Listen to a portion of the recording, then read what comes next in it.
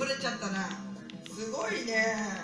さあどっちがねこれ下から煽っていかないようにってやったら玉すぎがちょっとフェードになったと。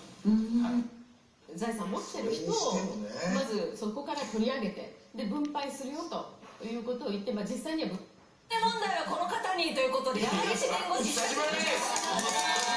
落下を回避しながら旗をゲットしよう。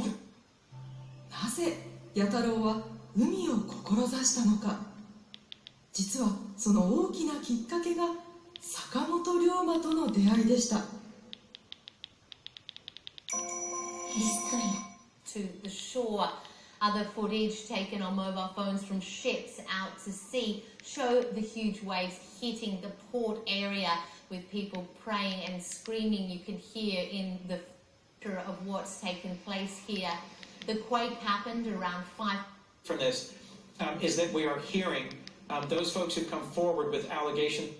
ね、ここでセラミドの保水力を見ていただこうと思います。これはですね、セラミドを加えた水と普通の水を3時間放置した映像なんですが、時間とともに全然違うね。ほらほらほら。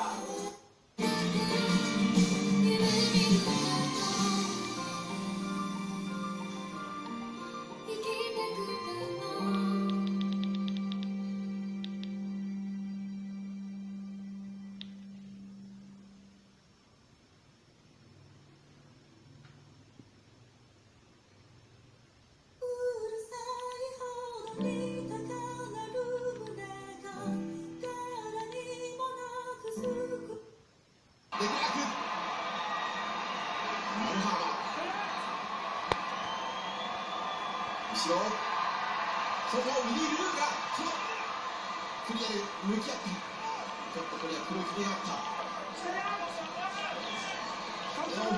収めてるボールが漏れているボールが